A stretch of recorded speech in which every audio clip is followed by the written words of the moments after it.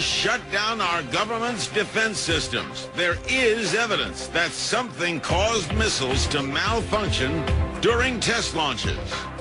Former Air Force officers tell their incredible story about the film that was confiscated by the CIA. What was on it? And why don't officials want us to see it? Find out right now on Larry King Live.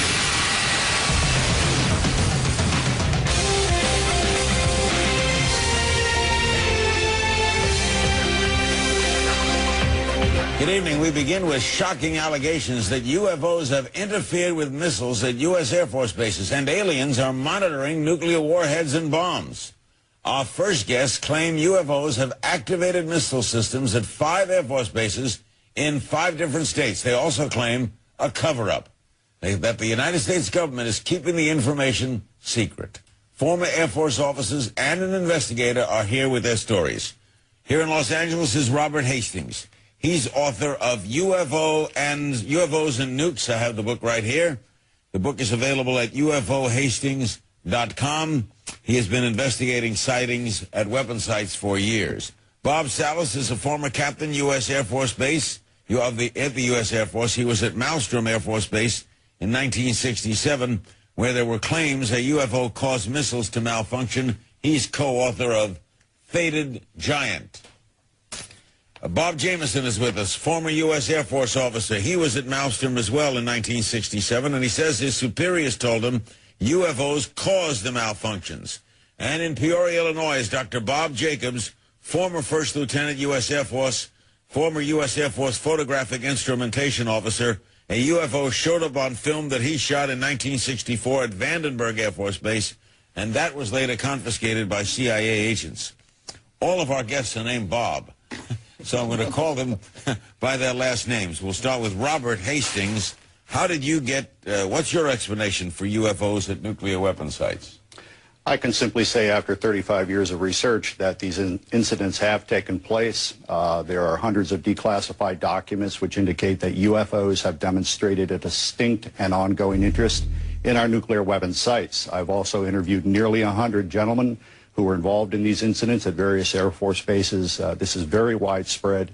What you're seeing here this evening is the tip of the iceberg. How do they cause a malfunction? What do they do to cause something to not work? I think that's probably still an unknown. I know that Boeing engineers attempted to duplicate some of the malfunctions. They did succeed in doing that, but they still can't determine what initially caused them. Bob Salas could address that. Bob, what happened at Malmstrom in 1967? 1967, I was on duty as a missile launch officer. I get calls from my guards upstairs. First, I get one call saying that they're seeing strange lights flying in the sky, and I didn't pay too much attention to that. About 5 minutes later, the main security guard, the flight security controller, calls down, says he's looking at a glowing red object, very large, hovering over the front gate.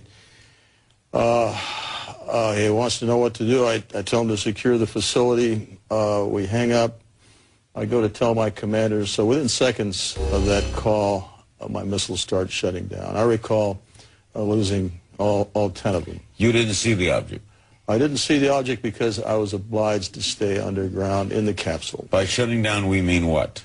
By shutting down, what I mean is they were not launchable. They were in a no-go condition, disabled. How long to restart them? How long to restart? Well, I'm sure it took over a day, and maybe... All right. Now, Bob Jamieson, you were there too, right? Yes, sir. And you were in the Air Force? Yes, I was in the Air Force. Where were you when this was happening? Yeah, was a targeting officer, missile targeting officer. I was at home relaxing, and I got a call from Job Control to tell them to come in. A missile had gone down. My job as a targeting officer was to bring him back up. And so I went into... So you didn't see the incident, you just went to the missile? I went to the incident. I went to the site. Where is Malmstrom? It's Great Falls, Montana, just outside of Great Falls, Montana. What did you make of the story? Well, I know that it's true. I went into Job Control after I got to the hangar. I was called in, went to the hangar, went to the Job Control, and I noticed they have a map of the whole complex with green lights where the missiles were good, but there's one small area with 10 red lights. I mean, those missiles were out. Is it possible they just malfunctioned? That doesn't happen. Very rarely does a missile malfunction, and I don't think any... Much more rare would be 2 at the same time, but never 10. Now, Bob Jacobs, where were you? What were you filming, and where were you? I was officer in charge of optical instrumentation at Vandenberg Air Force Base from 1963 to 66. That's Our job was California? to photograph. That's California, so right there on the coast. Right. And our job was to photograph with high-speed instrumentation every missile launch from Vandenberg going down the test range. They wanted to find out if we could figure out a place to put a telescope where we could get a side view of the missile so that we could see all 3 stages of powered flight. So I went up to Big Sur, California, up on a U.S. Forest Service road on Anderson Peak, and I installed a telescopic sight up there. The Air Force flew in a huge catadioptric telescope from the Cape. It was built by Dr. Walter Manning at Boston University. They put the telescope up there, and with that thing, which had a focal length of 2,500 inches, we photographed an Atlas missile raising up out of the fog cover and flying down range. We got all 3 stages of powered flight, and as the dummy warhead and the package flew on down range, we were all celebrating the fact that we had seen the thing and accomplished the mission. When I got back to the base with the film the next day, I was called into the office of Major Florence J. Mansman, and there were 3 people in gray suits standing in there. There was a 16-millimeter camera and a screen set up. Major Mansman said, "Lieutenant, sit down and watch this." And he turned down the lights, turned on the camera, on the projector, and the film came on. And I recognized it as the film that we'd shot at Big Sur the previous day. Toward the end of the flight, I was looking at Major Mansman saying, "Pretty good stuff, huh, sir?" And suddenly he said, "Just watch this." And as I watched, the warhead, the dummy warhead, the chaff that was put out in front of it as a decoy to deflect the Russian anti-missile tracking radar, everything was flying along, and suddenly, in the same direction this stuff was flying at about 8,000 miles an hour, an object came into the frame, shot a beam of light at the warhead, flew up to the top, shot another beam of light at the warhead, flew around the direction it was flying, shot another beam of light at the warhead, flew down, shot another beam of light at the warhead, and flew out the same way it came in. Well, I don't see. Why didn't you see this when you were shooting it? Well, it was 600 to 800 miles away from us. Oh, I got you. And they confiscated. Well, first of all, Major Mansman said to me, "What was that? Were you guys screwing around up there?" I said, "No, sir." And he said, "Then tell me what that was." And I said, "We got a UFO." And he said, "Lieutenant, you are never to speak of this again. As far as you're concerned, this didn't happen." Hold on, guys. I'll be right back. I got to take a break. Okay, that's weird. You think there's a national defense plan for aliens? Sounds crazy. We'll ask about that next.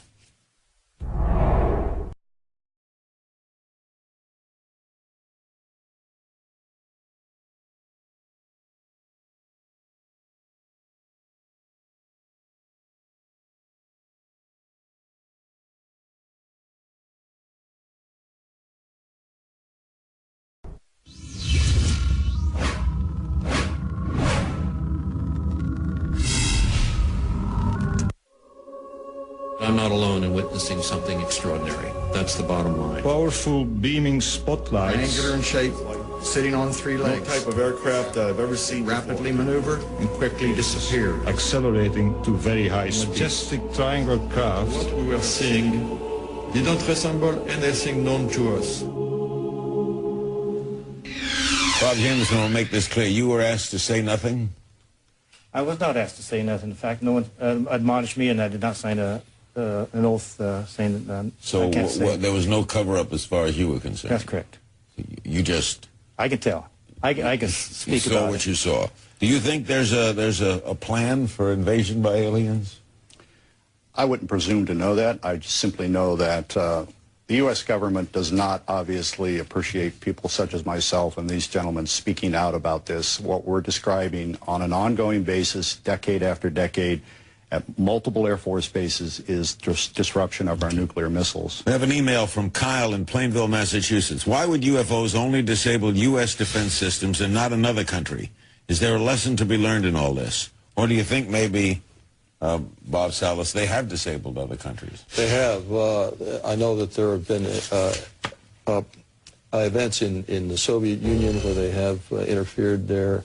They've been seen in just any country you can name, and they do disable communications, especially. We have an email from Eric in Atlanta, Georgia. What can be done, if anything, to force the U.S. government and or military to declassify and release all it knows about UFOs? Dr. Jacobs, when do you think that would happen? Do you think that would happen? It would take a revolution in public opinion. The problem with this field is that it's surrounded by so many crackpots and weirdos who make a joke about it, that those of us who take it seriously and think that something is definitely going on that needs to be scientifically investigated are laughed at. The technician here in the studio, Roy, I said we were talking about UFOs tonight, and her face lit up and she got that kind of look, which is typical of what happens to us. I think that we need a real scientific committee to be put together to look into these things. I think Robert can talk to this too. Absolutely. Bob Salas, you agree? Yeah, I would like to make a comment real quick. The Air Force has perpetrated a fraud, especially in our case. They claim in their statement about UFOs that no UFO incident has ever affected national security, and we lost 20 missiles during the Cold War. They also stonewalled the Condon Committee at that time. The Condon Committee had heard about our incident and were told to go away. They said they were told that no UFOs were involved. And then the Air Force turns around and uses the Condon Committee as a reason not to further investigate UFOs. Robert Hastings, in doing all these shows, what confounds me is, if all this is true, what are they afraid of? What's the government afraid of? Victor Marchetti is a former high-level CIA official. He wrote the book CIA and the Cult of Intelligence in 1975, bestseller. CIA tried to prohibit that being printed. Victor Marchetti, in 1979, wrote an article regarding what the CIA thought about UFOs. He alluded to rumors at the agency of crashed UFOs and the recovery of bodies of aliens. More to the point, Victor Marchetti said that, in his view, as an intelligence analyst, he thinks that the power structures, the elite, the status quo people in every country on earth who are in on the secret are really trying to maintain their own power and status and don't want to rock the boat. Email from Christian, Brighton, Colorado. When is the Air Force going to stop lying to the people and finally tell them the truth about alien visitation? The American people are paying their salaries, and they are supposed to defend and respect the Constitution of the United States of America. Bob Jameson, do you think we'll ever see it? You think we'll ever see an Air Force official, Secretary of the Air Force, come on and say, here's the story? Perhaps through more programs such as this, we can get the public tuned to the fact that are UFOs. They're not going to hurt you, I don't think. They haven't hurt anybody that I know of. And I think that they're perhaps through more programs such as yours and such as these people are bringing out. And a government investigation. And an open investigation. There's never been one, right? Right. Not really, no. I mean, in 1968 was the last congressional hearing on UFOs, 1968. 40 years. 40 years. We need another one. We need a strong one. Hopefully the next administration will do that. There's been a lot of behind-the-scenes manipulation of Congress by the military liaison personnel. Because of what? Fear of what? Well, again, Larry, these gentlemen are talking about nuclear missiles being dropped offline. The Pentagon does not want the Russians or previously the Soviets to know that. It's going on in the Soviet Union, as Bob Salas said, but I have interviewed persons who were involved with Minuteman missile bases in the 60s, 70s, 80s, and 90s, and they say this is continuing to occur. I've actually interviewed a gentleman a year ago who said that his missiles were activated by UFO, and I described that in detail in my book. I asked him to come on this program, and he declined, I think, because he's uneasy about talking publicly. There are skeptics, not a surprise. Bill Nye, the science guy, is here when Larry King Live returns.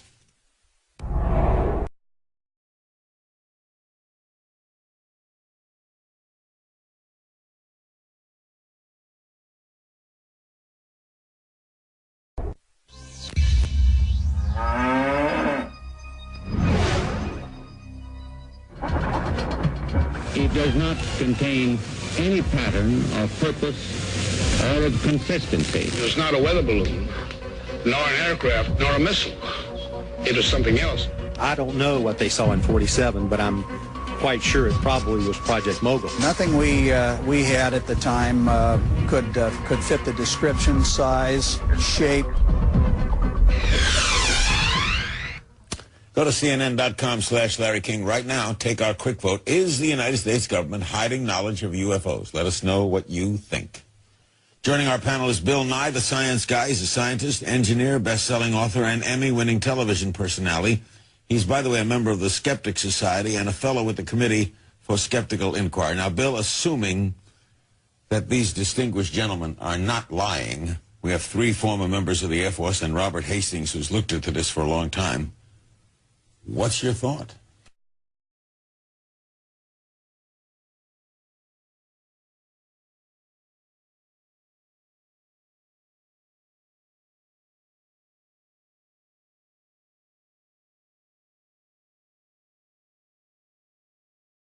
Well, in the skeptical world, in science, we look at claims. We look at individual claims. So I noticed that we looked at the intro of your show and stuff, that there's several UFO incidents all mixed together. But let's talk about the one in 1967, right? This is your problem at Malmstrom Air Force in Montana. So the nuclear missiles went down, right?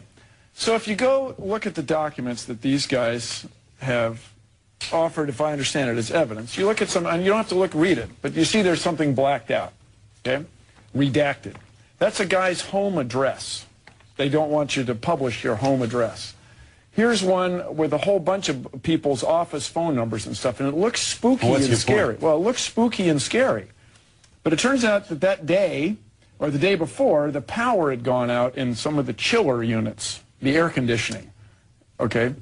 And Boeing was called out. Boeing makes a Minuteman missile because all of these things went down. So the man who called him and said he saw something outside, he didn't see something. Let me just say, when you see something, a lot of people see something.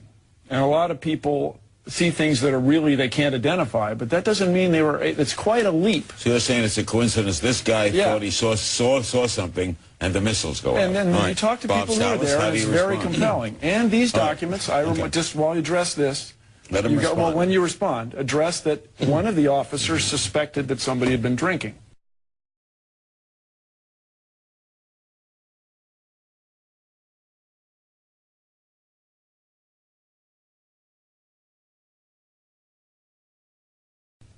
Okay. I never heard that. So I never heard that claim that anybody was drinking. Let me say, first of all, the missile shutdowns had nothing to do with power failure. There's triple redundancy on power. We've got Montana Power, we've got backup generator, we've got batteries. Okay, the power. You've never seen missiles go down due to a power failure. Not really, because of all that backup on power. So this had nothing to do with power.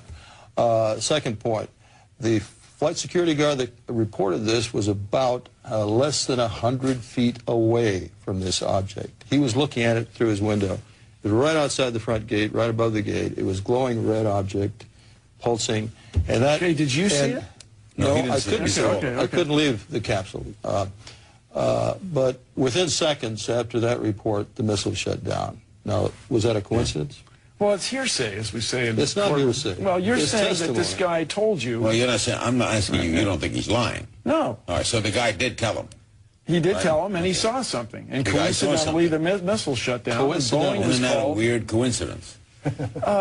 Yeah, many times I've flipped a light switch and what you if hear a the same, siren. I mean, what if the same thing happened a week earlier?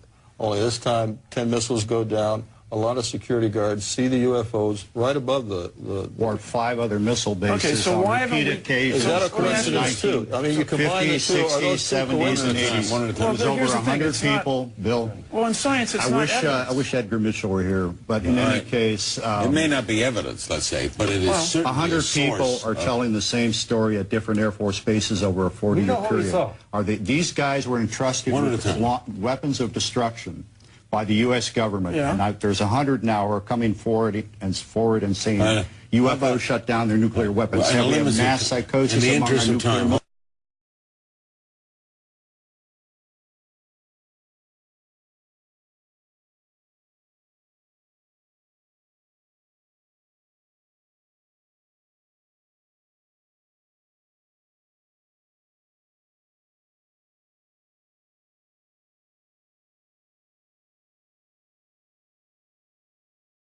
In the interest of time, Dr. Jacobs, he takes pictures, he comes back, they call him in, they show him the pictures of this I saw it, I'm an strange thing. eyewitness.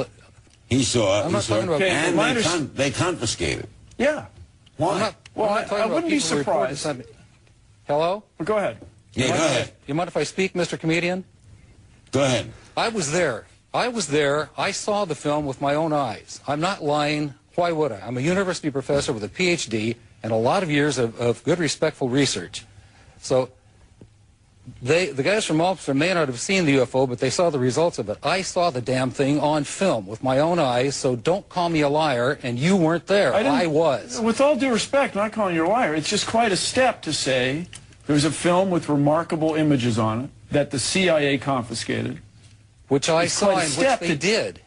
Yeah, which is quite a step from there to say it was definitely a spacecraft from another civilization. That's the leap that the skeptical community is reluctant to take. Hey, pal, listen to me.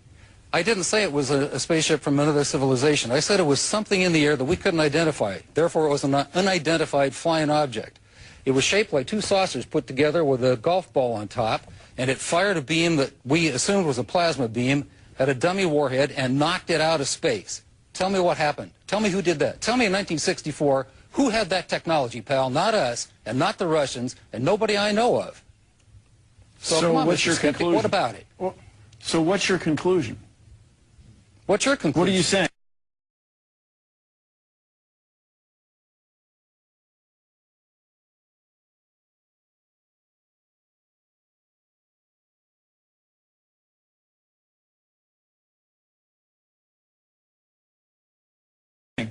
My conclusion is that something happened that you don't know what it was, and I wouldn't be surprised if it had something to do with another aspect of military testing in the sky that night. And it's a much more reasonable explanation. We had nothing. There was nothing in our inventory that could possibly let's do this other little thought experiment, everybody. Okay, let's say this has been going on since 1967, routinely, right? There's an old joke in broadcasting. Are you going to do this with baking soda and vinegar, Bill? Hold on. We're running out of time. It's an old joke in broadcasting. Well, it's like trying to photograph a car wreck. At one time considered an impossible thing to do. If you send out a news crew, let's go shoot a car wreck, that was a joke. Well, now, routinely on the nightly news, we see car wrecks. We see car wrecks on the freeway. We see car wrecks behind us. Why was it a joke? Because there didn't used to be a camera everywhere. There are millions and millions of cameras. There are billions of digital pictures taken every week. You're not saying there are no UFOs. You're saying that haven't been proven. I'm saying that it's quite a step to see something you don't know what it is in the sky, to say that there are alien spacecraft that are monitoring our nuclear weapons. Dr. Jacobs. Well, I understand that. Now, so if you're questioning what he's seen... No, well, I'm questioning the conclusion that the technology did not exist in 1964 to produce images on film that the CIA would want to confiscate. If I may. Well, in 1964, you were trying to figure out what girls were. I was in the service in a scientific capacity. So, sir, you can attack me. Get off your skeptic high horse, pal. Well, it just doesn't. You're attacking us. You're the one who's making ad hominem attacks and saying that's quite a step. You bet it's quite a step. If I may. One at a time, please. We got 2 minutes left. The other former Air Force officer, retired Air Force officer involved in it, was charged with photo analysis of this film. Florence Mansman. He's now deceased. Florence J. Mansman. To his widow. I have correspondence, private correspondence between Dr. Jacobs and Dr. Mansman, actually. And 20 years later, they are marveling over what they saw. Mansman's professional assessment at Vandenberg in 1964 was that this was an extraterrestrial craft. Okay, so he made that conclusion. That's correct. Okay, all right. And I can send you, I will give CNN, I'm trying to get the national media involved in this as much as possible. I will send anyone, any correspondent for any newspaper, any radio station, TV station, any scientist, any member of your group, all of the original documentation where these gentlemen are discussing the subject 20 years later. We're going to do a lot more on this because we do a lot on UFOs.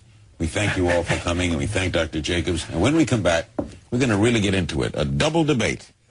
We're going to have a physicist, a lecturer, a researcher, and a documentary filmmaker go up against Bill Nye and Dr. Seth Shostak into a 2 versus 2 on this whole subject. Don't go away.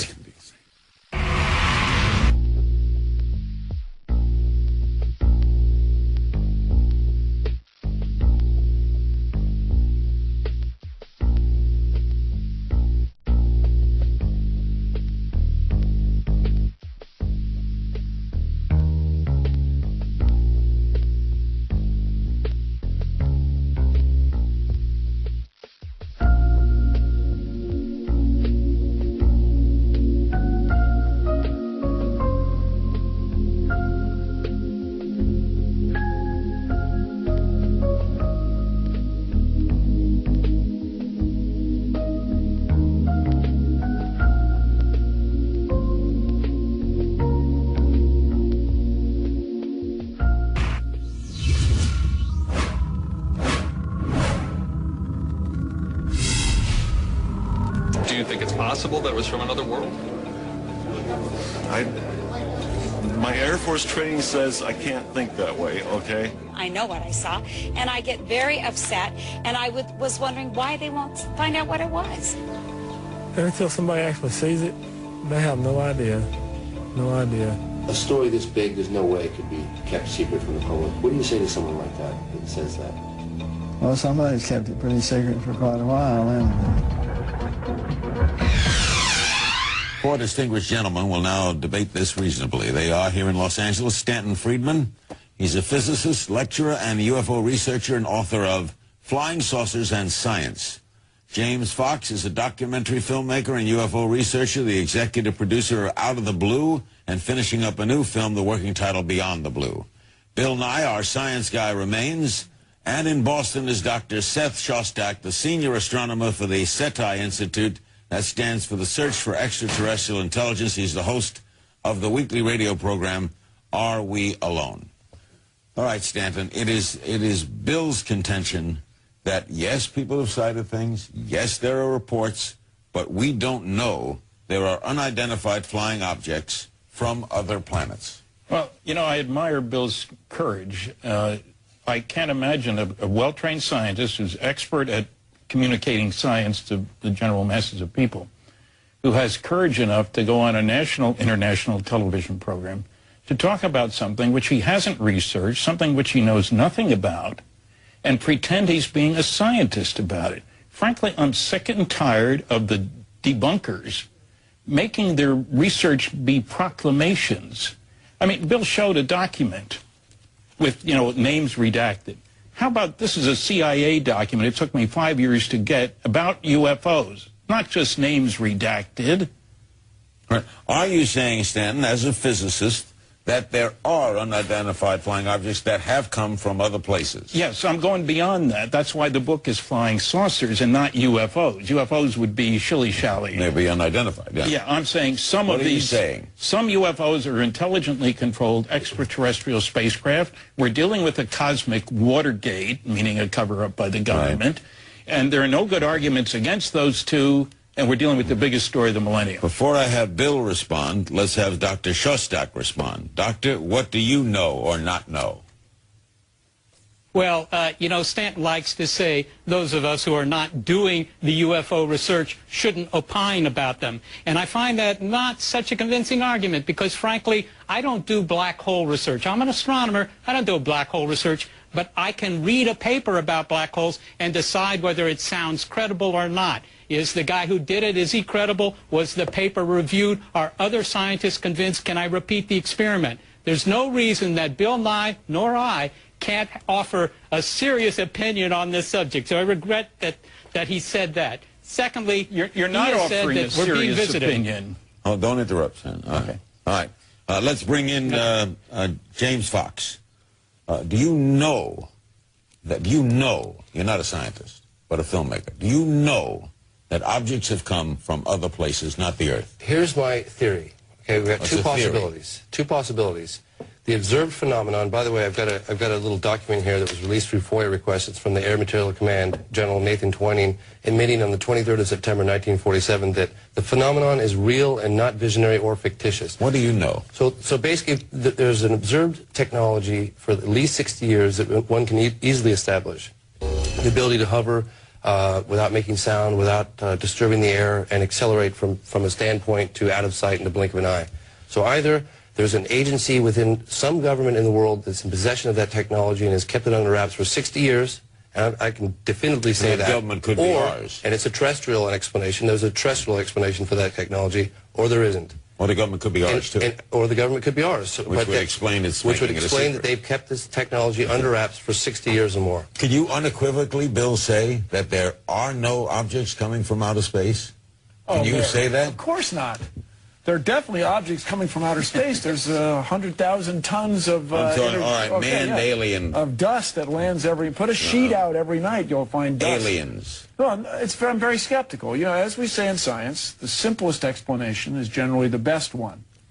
So here's our problem, I think. People are confident that the United States government has covered things up. Right. And indeed, if you read recent publications, stuff declassified last year, and I didn't write the book, but if you read something like Legacy of Ashes about the CIA has covered up a lot of things. And a couple times they got their own forces shooting at themselves because one part of the organization didn't tell what the other part of the organization. What's your point? My point being that the U.S. government could have accidentally led people to believe that there was a lot more going on than there really was. And so this ability of the U.S. government to create these rumors, generally inadvertently, may I say, has led people to have confidence that when they can't explain something by traditional means, it must be some amazing, never before experienced let me get a break. We'll come right phenomenon. back. Okay. Where are these so-called space aliens coming from? What do they want from us? We'll ask after the break.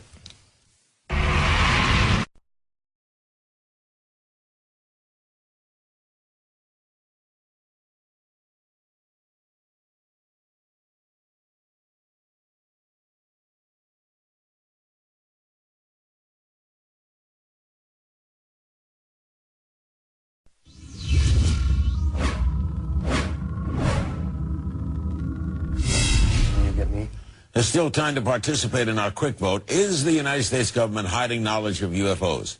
Head to CNN.com/Larry King right now and weigh in. Right now, yes, by the way, is in the lead. Before we continue, let's take a look at a clip from James Fox's new movie. It involves a Japanese airliner. Watch. Picking up a hit on the radar, approximately 5 miles inshore, your 6 o'clock position. Do you concur?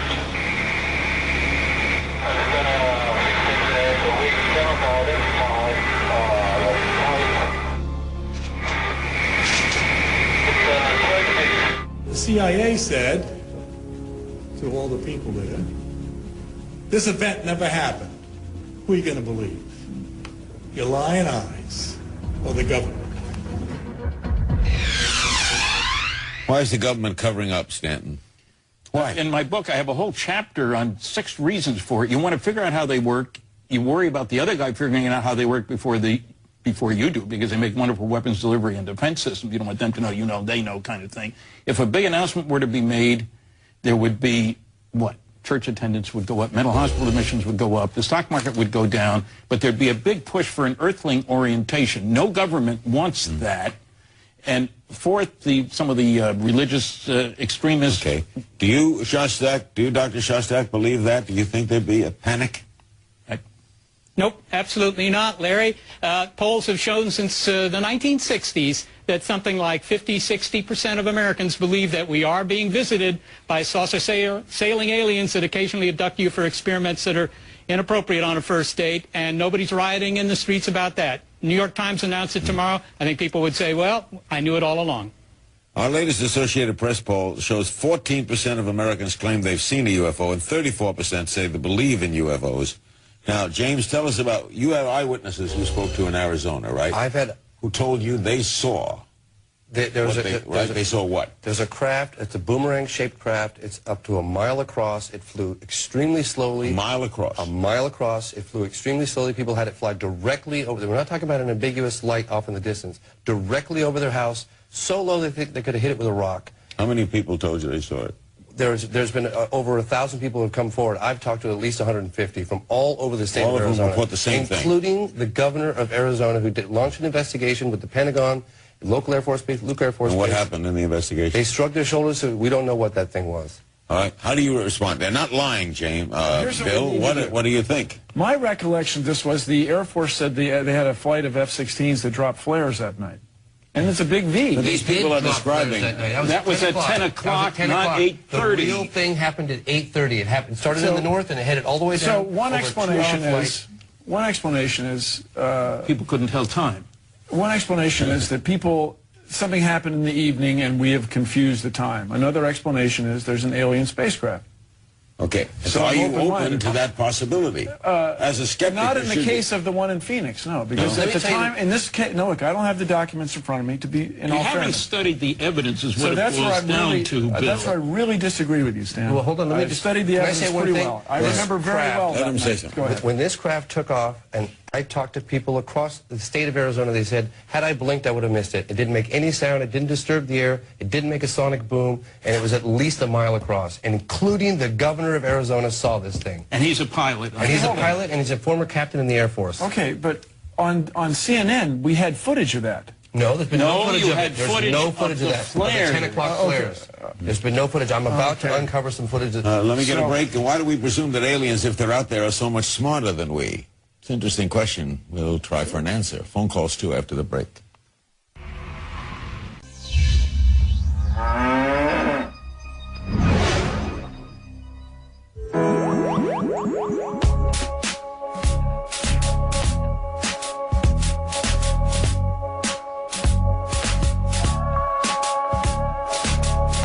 Another civilization? I don't know what it is. That was Quinn that put that. You and I agree. We're back. Okay, calm down. All right, Stanton, a good point from an avid listener. We've lived through many administrations of this. We've lived through Johnson, Nixon, right? A whole bunch. We've had Republicans, Democrats, scientists. Indeed, we have. All of them are covering up. No official has ever said, I want to look into this. Yes. As they say, Jimmy Carter got Jimmy Carter on camera. I was the first person to get Jimmy Carter on camera saying that he tried to launch an investigation and he got nowhere. I got Gerald Ford as a phone interview. How could a president he did the same get thing. nowhere? He got nowhere. He doesn't have a need to know. Bill Clinton tried to make. Bill Clinton tried to launch an investigation. So the CIA is hiding all this from presidents? We don't know if it's the CIA. We don't know. It's some sort of quasi-government, quasi-military. Well, here's the thing: the CIA hides stuff from the president. But that doesn't mean that they're extraterrestrials. Well, why on this topic? Why Stanton on this topic? Would there be a giant cover-up? Because it affects everything we think about ourselves. And as I said, if we make a declaration that indeed aliens are visiting, people are going to want to push for an earthling orientation. We have 300 million what people. Orientation? Say it again. A new identity instead of as Americans, Chinese, Greek, Peruvian, whatever. Identity. Okay. Okay. Who speaks for the planet? We're going to hold an election, right? But the Chinese have 1.3 billion. India's got 1 billion. We have 300 million. There's a conspiracy We're not going to give up that. They have a common goal to stay in power. That's what government is all about, Larry. You know that. Look at it on a smaller scale. Look at like what happened with Five Simonton. Five Simonton made a joke out of that sighting that happened in 1997. He had one of his aides dressed up in an alien suit. This massive craft flies over the state of Arizona. The governor said there was mounting pressure from his constituents to get to the bottom of it. There's growing hysteria. He holds a press conference. He has his aide dressed up in an alien suit, makes a joke out of the whole thing. And the reason why he did that, and he told us 10 years later, is because they didn't know what it was. And people were freaking out. I have an email from Ann in Duncan, Oklahoma. UFO conspiracy theorists say the U.S. government is conspiring to keep extraterrestrial contacts a secret. Why wouldn't aliens themselves make their presence known to the world? If they can travel light years to get here, they don't need government permission for anything. Don't you think they would do that, Seth? Yeah, oh, well, of course they would. Look, you just have to look at the historical analogs, Larry. 1492, Columbus lands in America. 10 years later, Spain is sending 25 ships filled with colonists to the Americas. Now, if you'd asked the North American natives 10 years after Columbus, do you think we're being invaded? It doesn't matter what their military wanted to do, what the chiefs wanted to do. They knew they were being invaded. It's been more than 60 years since Roswell, and as far as I can tell, my flights still take off on time from the local airport. Nobody influence from the aliens whatsoever. Why don't they come, James? Well, here's the thing. I don't talk to the squirrels in my backyard, I asked Larry. this exact question to Edgar Mitchell, who's Apollo 14 astronaut, sixth man on the moon. I said, why won't they just land? He said, and he really looked at me and he said, well, think about it, James.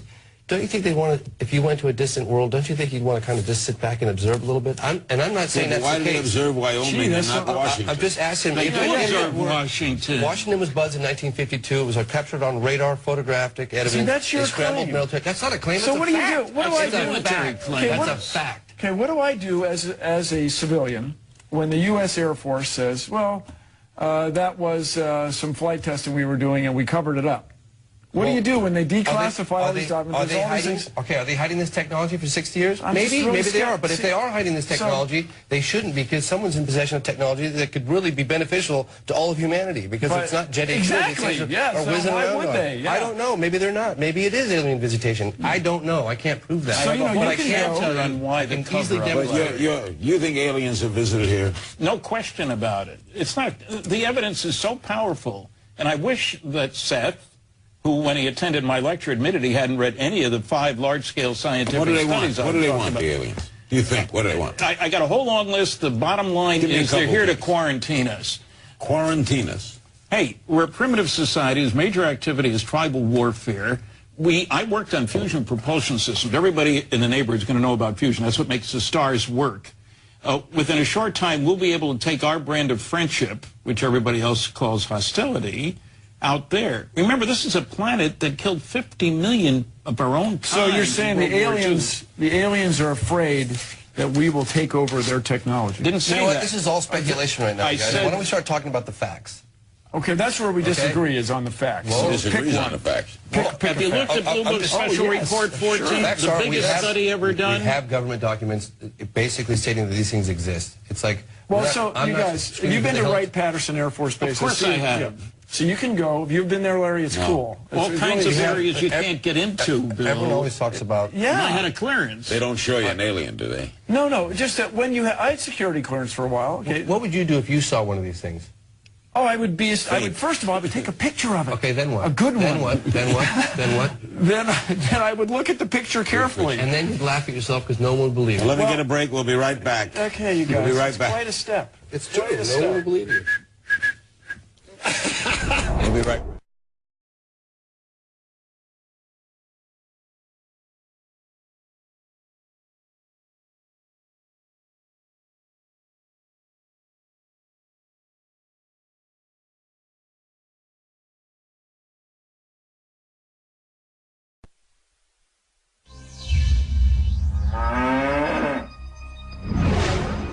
Is that a cow?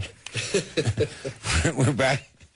I'm trying to figure out, is that a cow? Cows watching UFO. Stanton Einstein's theory of relativity. You can't travel faster than light, right? Yeah, but as you get close to the speed of light, time slows down. So you can go 39 light years in 6 months pilot time if you're at 99.99% of the speed of light. And we physicists make particles that go 99.999%. Yeah, but they become infinitely massive. What about bending, warping, folding the space-time fabric? Brian Greene says exactly. That's much better. You guys, no, but here's what I'm saying. That's a much better explanation that we don't know enough about physics. I love that.